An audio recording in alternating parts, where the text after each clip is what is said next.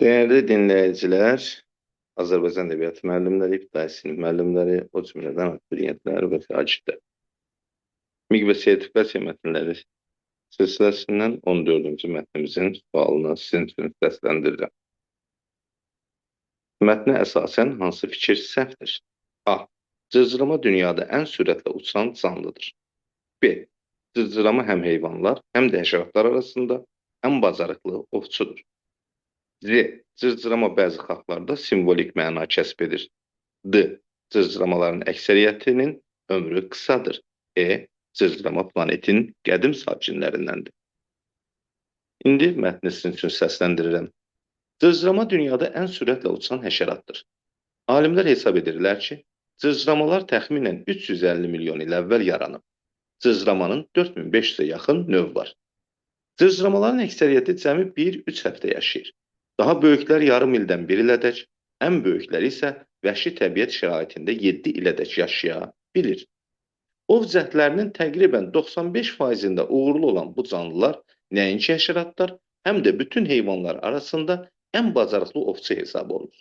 Cırcıramalar Malayziyada gözə görünməzliyin, Amerika hindilərində cəldliyin, fəallığın, Yaponiyada cəngavər rəşadətinin rəmzidir. Mətni bir daha səsləndirirəm. Cırcırama dünyada ən sürətlə uçan həşəratdır. Alimlər hesab edirlər ki, cırcıramalar təxminən 350 milyon il əvvəl yaranıb. Cırcıramanın 4500-ə yaxın növü var. Cırcıramaların əksəriyyəti cəmi 1-3 həftə yaşayır. Daha böyüklər yarım ildən 1 ilədək, ən böyükləri isə vəhşi təbiət şəraitində 7 ilədək yaşaya bilir. Ov cəhdlərinin təqribən 95%-də uğurlu olan bu canlılar nəinki həşəratlar, həm də bütün heyvanlar arasında ən bacarıqlı ovçu hesab olunur. Cırcıramalar Malayziyada gözə görünməzliyin, Amerika hindilərində cəldliyin, fəallığın, Yaponiyada cəngavər rəşadətinin rəmzidir. Bu məqamda siz videonu saxlayırsınız, mətni cavablandırırsınız, sualı cavablandırırsınız daha doğrusu. Sonra isə mən mətnin sizə oxu variantını təqdim edirəm.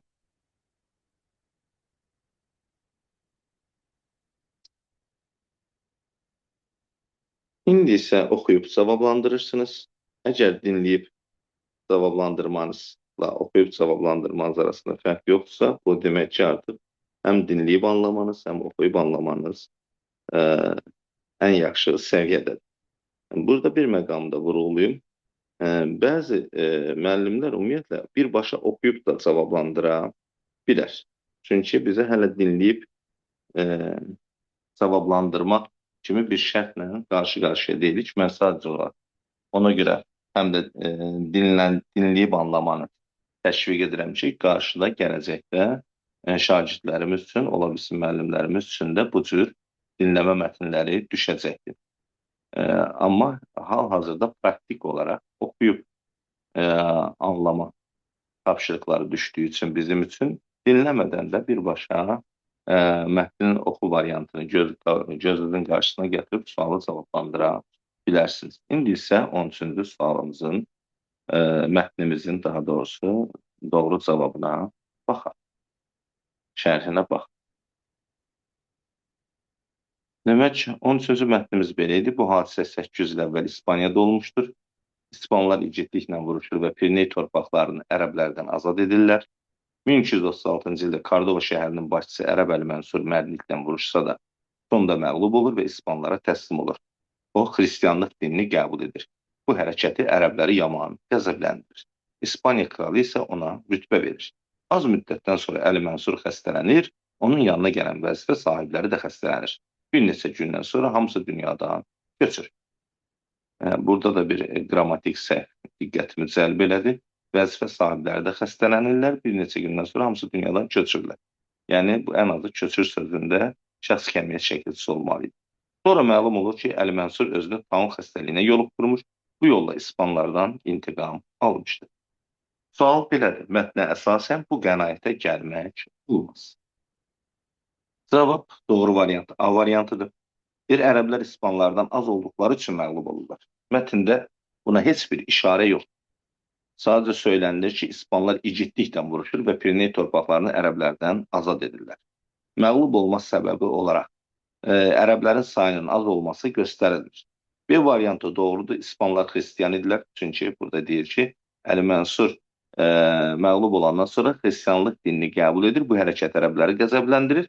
İspaniya kralı isə ona rütbə verir. Belə çıxır ki, İspanlar xristian imişdir. Həm də biz həyati təcrübəmizdən də bilirik ki, İspanlar xristianlar.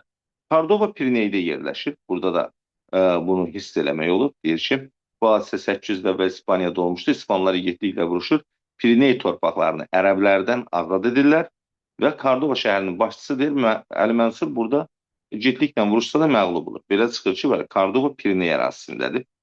Ərəblər bir zaman Piriney torpaqlarını işğal ediblər. Bunu da biz birinci abzasdan o qənaətə gələ bilirik. Bir Piriney torpaqlarını ərəblərdən azad edirlər. Bu demək ki, ərəblər oranı işğal edibmiş. Qarı düşmən dost olmaz fikri mətnin ideyası kimi düşünülə bilər. Bəli. Əli Mənsur təslim olanlar məğlub olduğu halda da düşməni məhv eləmək üçün bir hiləyə əl atır, özünü də öldürür. Düşmənlərin demək ki, əyan əşrəfini də öldürür. Bu o demək ki, qarı düşmən dost olmaz. Bu mətndən çıxan ideya da odur. Yəni onu bağışlamaqla, onu mükafatlandırmaqla İspanlar səhvə yol vermişlər. Qarı düşmənin dost ola biləcəyini düşünmüşlər. Halbuki qarı düşmən dost olmaz. Demək, doğru cavabımız A variantı. Diqqətinizə görə təşəkkür edirəm. Əgər sizə bir faydam toxunsa mənim üçün nə mutlu.